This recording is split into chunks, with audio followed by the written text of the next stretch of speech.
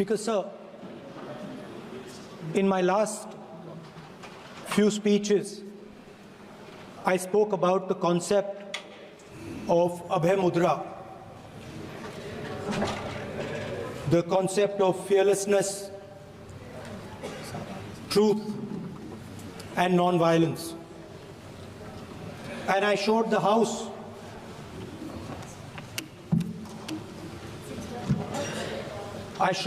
images of our different religions displaying this Abhay Mudra.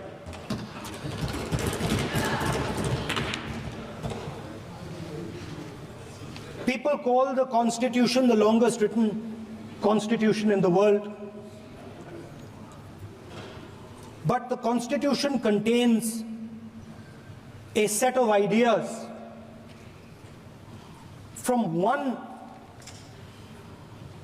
philosophy of our nation, one central philosophical set of ideas of our nation. When we look at the Constitution and we open the Constitution, we can hear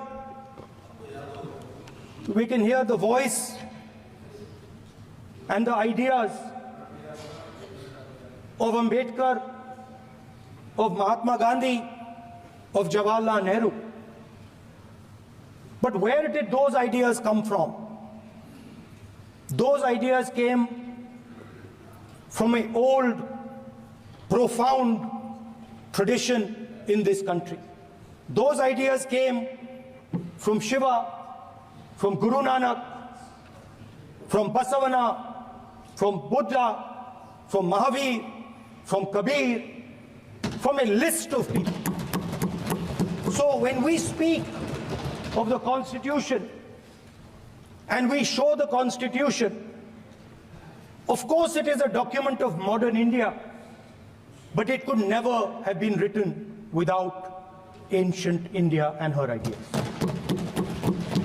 So when we look at this Constitution, we remember this list of people, all different variations on the same idea. And in front of us stand the people who follow a very different philosophical tradition. And I want to start my speech by quoting what the supreme leader, not of the BJP, but of the modern interpretation of the ideas of the RSS has to say about the Constitution of India and about how he thinks India should be run. The worst thing about the Constitution, the worst thing about the Constitution of India is that there is nothing Indian about it. Manusmriti is that scripture which is most worshipable after Vedas for our Hindu nation, and from which our ancient times have become the basis of our culture, customs, thought, and practice. This book, for centuries, has codified the spiritual and divine march of our nation. Today, Manusmriti is law. These are the words of Savarkar. Mr. Savarkar has clearly stated in his writings that there is nothing Indian about our Constitution.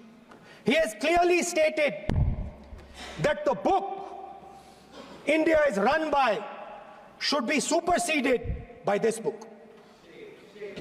And this is what the fight is about. Now, it's nice that all of you are so-called defending the Constitution. But I want to ask you, do you stand by your leader's words? Yes. Do you support your leader's words? Because when you speak in Parliament about protecting the Constitution, you are ridiculing Savarkar, you are abusing Savarkar, you are defaming Savarkar. I'd like to quote also in Hindi. Bharat के संविधान के बारे में सबसे बुरी बात तो यह है कि इसमें कुछ भी भारतीय नहीं है। भारत के संविधान के बारे में सबसे बुरी बात तो यह है कि इसमें कुछ भी भारतीय नहीं है। यह आपके नेता ने कहा था, जिसकी आप पूजा करते हैं। Speaker sir, I described in my first speech the idea of a battle taking place. I described the Mahabharata, described Kurukshetra. There is a battle taking place today in India. And on this side are the defenders of the idea of the Constitution. And from each state we have one. If you ask us Tamil Nadu, we will tell you Periyar.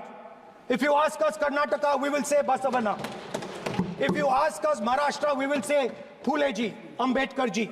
If you ask us Gujarat, we will say Mahatma Gandhi. आप speaker को You praise these people. You praise these people hesitatingly because you have to. But the truth is that you want India to be run the way it used to be run. जैसे हिंदुस्तान पहले चलाया जाता था, वैसे ही आप हिंदुस्तान को चलाना चाहते हो। मैं बता रहा हूं, आ रहा हूं। पेशेंस रखिए थोड़ी, इतना एक्साइटमेंट नहीं होना चाहिए। स्पीकर सर, जब मैं छोटा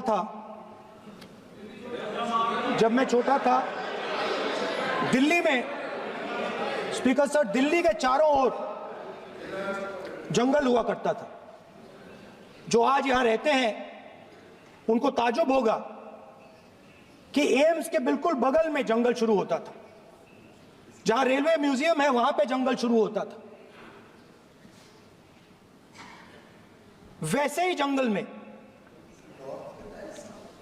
दोनों नॉर्थ और साउथ, वैसे ही जंगल में हजारों साल पहले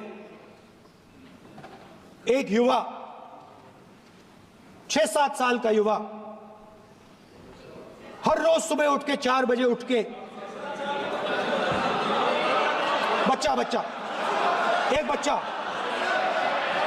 एक बच्चा, वाह बहुत बढ़िया, एक बच्चा 4 बजे उठ के तपस्या करता था। हर रोज सुबह तपस्या, हाँ, हर रोज सुबह वो धनुष उठाकर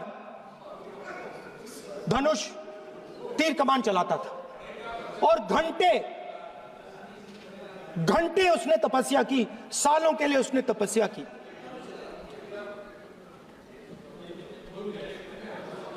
पास लोगों को पता लगने लगा कि लड़का है। यही तो आप नहीं समझ सकते हो, यही तो प्रॉब्लम है। धनुष में तपस्या है, मनरेगा के काम करने में तपस्या है। तपस्या का मतलब शरीर में गर्मी पैदा करना, समझिए। हाँ, तब का ये मतलब है, तपस्या का ये मतलब है। तो ये तपस्या कर रहा था, लोगों को पता लगा और वो गुरु के पास गया। लड़के का नाम एकलव्य था और वो गुरु के पास गया और उसने कहा, गुरु द्रोणाचार्य जी, मैं सालों से धनुष चलाना सीख रहा हूं, मैंने अपनी पूरी शक्ति इसमें डाली है।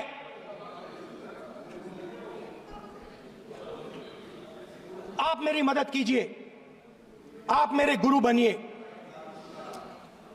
द्रोणाचार्य जी ने एकलव्य को कहा,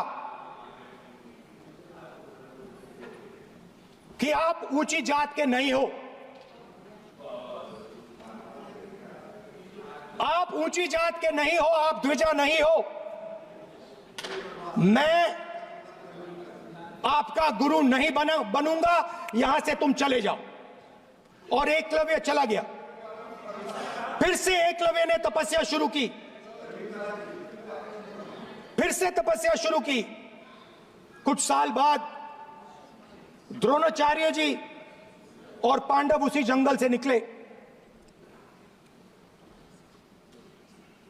एक कुत्ता भौंक रहा था, कहानी आपने सुनी है, सुना देता हूं। कुत्ता भौंक रहा था, अचानक कुत्ते की आवाज शांत हो गई। द्रोणाचार्य जी और पांडव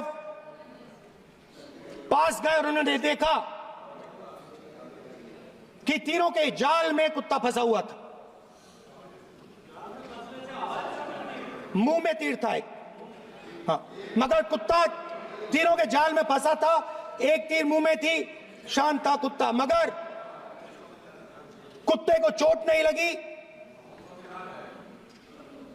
एकलव्य ने अहिंसा के साथ कुत्ते को शांत किया था। द्रोणाचार्य जी आते हैं और एकदम पूछते हैं, तुम्हें यह किसने सिखाया? एकलव्य जवाब देता है, द्रोणाचार्य जी, यह मैं सीखा हूं, मैंने तपस्या की है, घंटों मैंने प्रैक्टिस की है।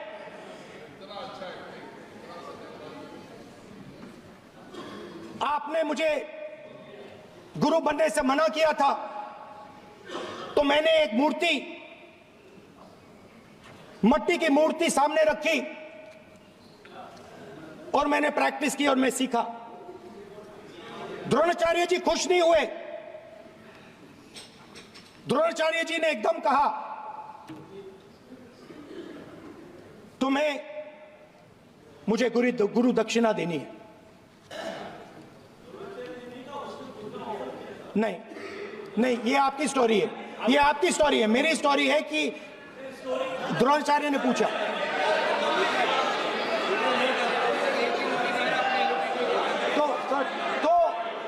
तो द्रोणाचार्य जी ने, Sir, the PM will not speak. Lord want to say, if you are not giving order, Prime Minister has to speak. That's what want to. If you are not giving protection, if you are not giving protection to LOP, then Prime Minister has to speak here. I will tell you. We will be very clear. ठीक है sir. माननीय सदस्य, आपको मैंने कई बार कहा, आप धमकी शब्दों में मत बोला करिए। एक मिनट जाती। द्रोणाचार्य जी संसदीय ने, कार्य मंत्री बोले, कितना डिस्टर्बेंस कर रहे थे। द्रोणाचार्य जी ने कहा कि मुझे आप गुरु दक्षिणा दीजिए। मेरी स्पीच ले ली आपने। तो द्रोणाचार्य जी ने उनसे कहा कि गुरु दक्षिणा के लिए मुझे तुम्हारा हुनर, तुम्हारा भविष्य, तुम्हारा अंगूठा चाहिए। और एकलव्य ने अंगूठा काट के द्रोणाचार्य को दे दिया।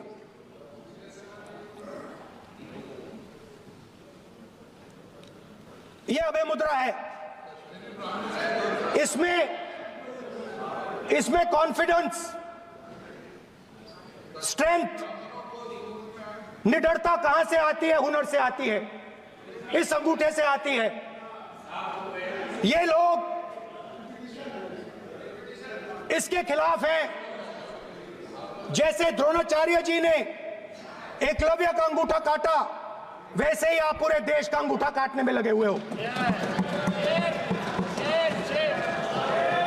आप जैसे ही एकलव्य का, जैसे द्रोणाचार्य जी ने एकलव्य का अंगूठा काटा, वैसे ही आप हिंदुस्तान के युवाओं का, जैसे ही एकलव्य ने, देखो सर, जैसे एकलव्य का अंगूठा काटा गया, वैसे ही आप हिंदुस्तान के युवाओं का, सबका अंगूठा काटते हो। जब आप अदानी जी को धारावी देते हो, तो आप धारावी के जो एंटरप्रेन्योर्स हैं, जो स्मॉल एंड मीडियम बिजनेसेस हैं, उनका आप अंगूठा काटते हो। जब आप हिंदुस्तान के पोर्ट्स, एयरपोर्ट्स, डिफेंस इंडस्ट्री, ये सब जब आप अदानी को देते हो,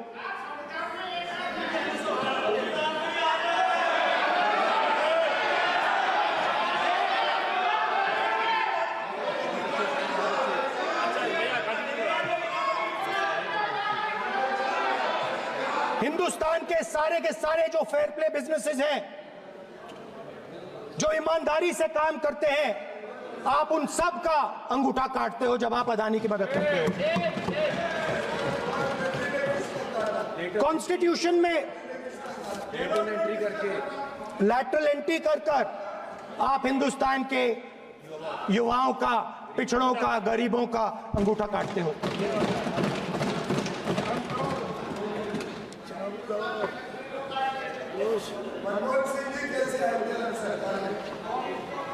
सर, स्पीकर सर, जैसे एकलव्य ने प्रैक्टिस की थी, वैसे ही हिंदुस्तान के युवा सुबह उठकर 4 बजे उठकर अलग अलग एग्जाम्स की तैयारी करते हैं। आपने देखा होगा, पहले हजारों युवा सुबह उठकर रनिंग करते थे, वेट ट्रेनिंग करते थे आर्मी में जाने के लिए। जब आपने अग्निवीर लागू किया तो आपने उन युवाओं की उंगली काटी। जब आप पेपर लीक कराते हो, 70 बार आपने पेपर लीक करवाया है, तब आप हिंदुस्तान के युवाओं के का अंगूठा काटते हो।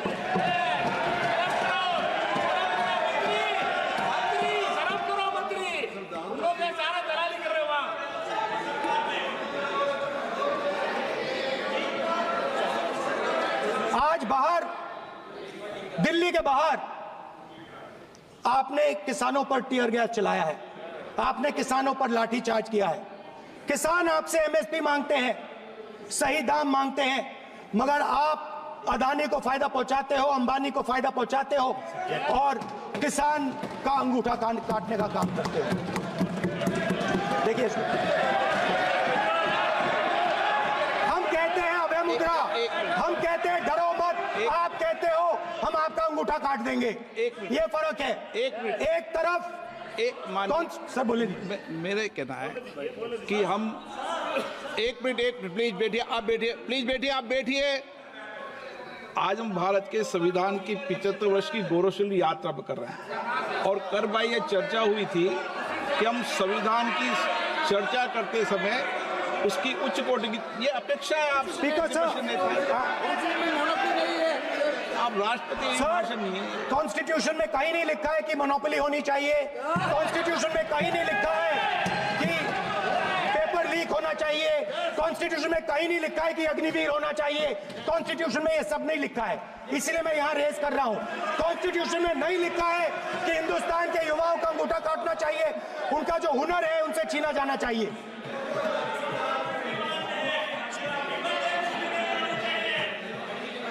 बैठे कर रहे हैं सर, 5 बजे अब भी बैठे करेंगे। अब कुछ नहीं होगा उसके अंदर।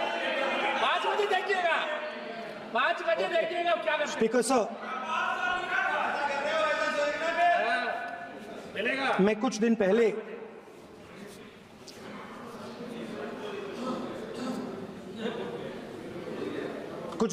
मैं हाथरस गया।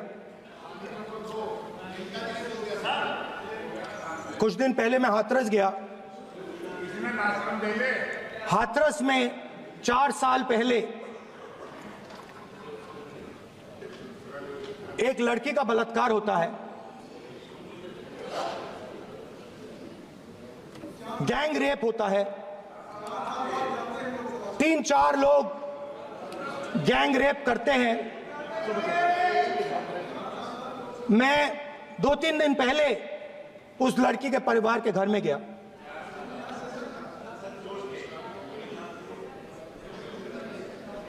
जिन्होंने गैंग रेप किया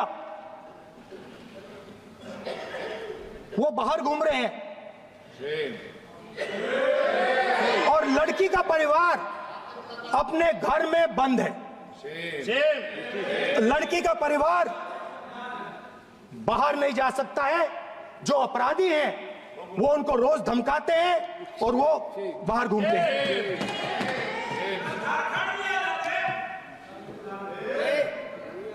परिवार ने मुझे बताया कि बेटी का जो अंतिम संस्कार था वो भी नहीं करने दिया, और चीफ मिनिस्टर ने इसके बारे में खुलकर मीडिया में झूठ बोला है। ये कॉन्स्टिट्यूशन में कहां लिखा है? ये कॉन्स्टिट्यूशन में कहां लिखा है कि जो बलात्कार करते हैं वो बाहर रहे, और जिसका रेप हुआ है, जिसके परिवार, उस परिवार को बंद कर दिया जाए? कहां लिखा है कॉन्स्टिट्यूशन में? ये आपकी किताब में लिखा हुआ है, मनुस्मृति में लिखा है, मगर कॉन्स्टिट्यूशन में नहीं लिखा। और अगर आप कहते हो कि यूपी में आपका राज है, और वहां पे कॉन्स्टिट्यूशन नहीं लागू होता है, वहां पे मनुस्मृति लागू हो रही है।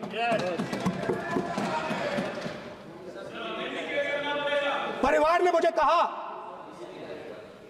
ने मुझे कहा कि यूपी की सरकार ने उन्हें वायदा किया था, कहा था कि हम आपका रिलोकेशन करेंगे, आपको कहीं और रहने की जमीन देंगे।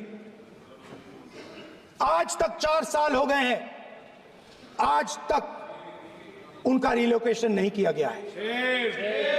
और हर रोज उन्होंने मुझे फोटो दिखाई, वो बाहर निकलते हैं और जिन्होंने बलात्कार किया वो धमकाते हैं उनको।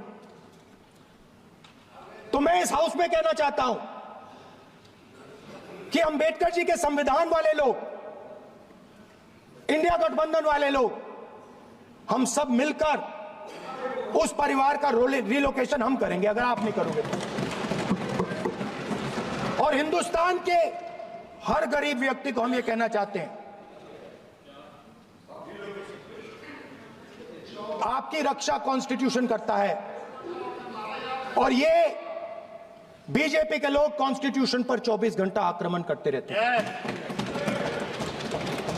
कॉन्स्टिट्यूशन में लिखा है, prohibition of discrimination on grounds of religion, race, caste, sex और प्लेस ऑफ बर्थ।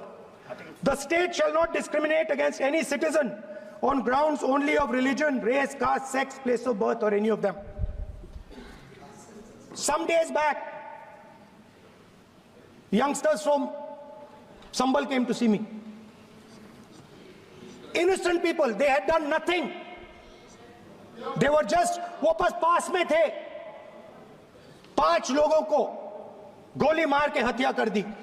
ये कहां लिखा है कॉन्स्टिट्यूशन में? ये कहां लिखा है कॉन्स्टिट्यूशन में? तो लिखा है prohibition of discrimination of grounds of religion. और जहां भी आप जाते हो, एक धर्म को दूसरे धर्म से लड़ाते हो, नफरत फैलाते हो। कहां लिखा है कॉन्स्टिट्यूशन में? कहां लिखा है कॉन्स्टिट्यूशन में कि एक धर्म को दूसरे धर्म से लड़ाना है? कहां लिखा है कॉन्स्टिट्यूशन में कि दलित परिवार को बंद करके अंदर रखना है और उनके अपराधियों को बाहर घूमने देना है? कौन से कॉन्स्टिट्यूशन में लिखा है? मुझे दिखाइए।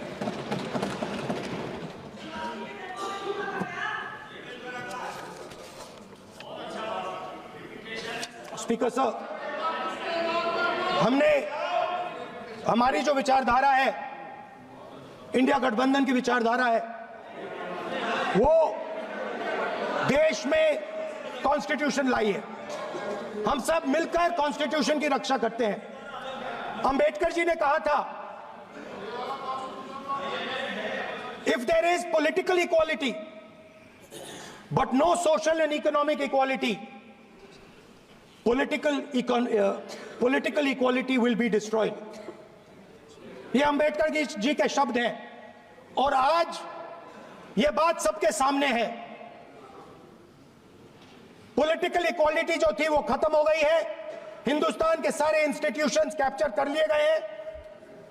सोशल इक्वालिटी नहीं रही, फाइनेंशियल इकोनॉमिक इक्वालिटी नहीं रही। इसीलिए हमारा अगला कदम जाति जनगणना होगा। हम देश को दिखाना चाहते हैं कि आपने किन लोगों का और कहां कहां अंगूठा काटा है।